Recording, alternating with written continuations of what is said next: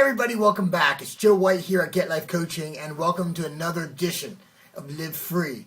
Before we begin here, I just want to wish you, your family, your loved ones a happy, a joyful, a safe Thanksgiving Day. And in case we don't get a chance to connect before then, from our family to yours, thank you, and enjoy and have a magnificent day. This time of the year is a very sentimental and interesting period, for me at least. It was 17 years ago, November, right before Thanksgiving, when my life truly changed. And many of you know the backstory to me. I was addicted to cocaine. I was an alcoholic. I already was living in New York before this. I overdosed. I was in this Colombian drug smuggler's apartment, right?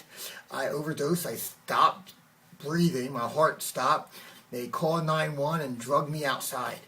And I couldn't die there, for obvious reasons, so they just drugged me to the sidewalk. And thank God for the EMTs. The EMTs came, they revitalized me, and they sent me off to St. Vincent, and I stayed there for a day. And next night I got out, and I was like, I'm not going to prove that drugs can get the best of me. So what did I do? I went out and I got high again, and I went out on another run. Eventually I moved back to Delaware County, to this little town called Lansdowne, Pennsylvania. And I had this apartment right on Lansdowne, Balmer Pike. And it really wasn't much of an apartment. And I was a mess. I was drinking, getting high, crazy, just depressed, seeing therapists on antidepressants that weren't working because they don't work. And I ended up seeing this infomercial for Tony Robbins at 1 o'clock in the morning. And I remember watching it, and I'm like, this guy's full of crap. He doesn't know anything. Who is he to tell me to change my life? But you know something? The interesting thing about it was he said one thing that kind of resonated with me. And that was, your past does not equal your future. You see, my whole life I thought I was a worthless piece of crap. And I didn't think I was worth anything. And that basic truth, even though I tried to dispel it, gave me a hope, a glimmer of hope, that perhaps I could change. But I'm like, this doesn't work, so I went to bed.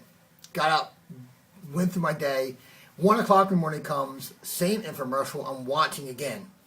And I remember saying, I've tried this, it doesn't work, who is he? But I kept watching. Have you ever found something so compelling where you felt this urge, no matter how you try to spin this or push it away, you found out that what you were listening to was really true? And it was just infomercial at 1 o'clock in the morning.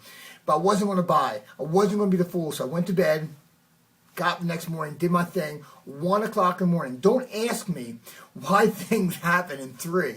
But this is definitely the case for me. 1 o'clock in the morning, same infomercial. I remember saying to myself, I remember sitting on the couch with the remote in my hand saying, I'm not going to be the idiot who watches the same infomercial. There's got to be something more important than this stupid guy on TV. So I changed the channel to something much more empowering, to I Love Lucy reruns.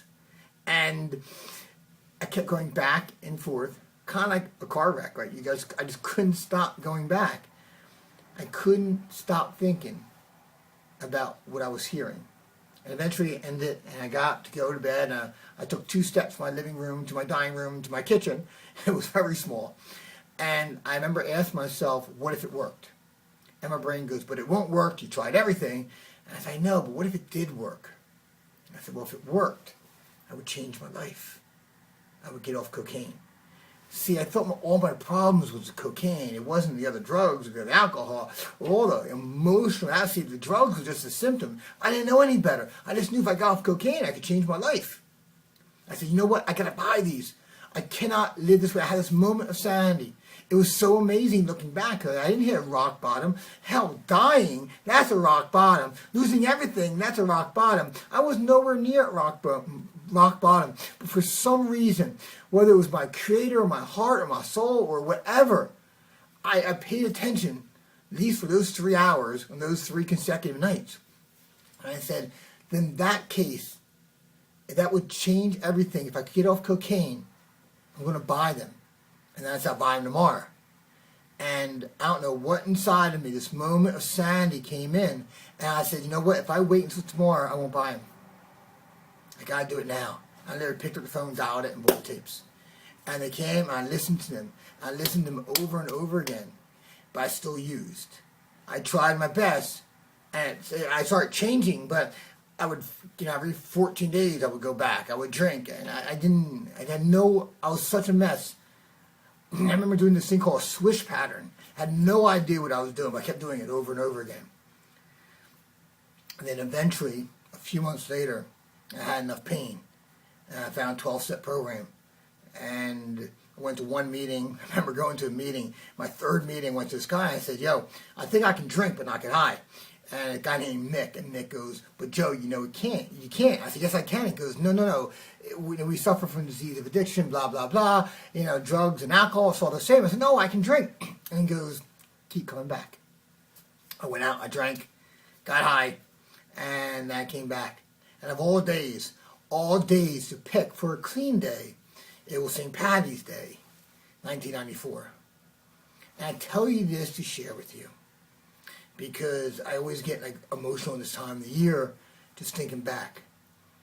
Because no matter how bad you think you have it, no matter how bad you have it, no matter how much pain you're hurting in, especially this holiday season, no matter how much you wish you were with somebody, maybe they're here on this earth or maybe they're gone, or you feel estranged, or you feel so overwhelmed with finances and bills and it doesn't seem like it's ever going to change. I just want to share one simple message with you. Your past does not equal your future.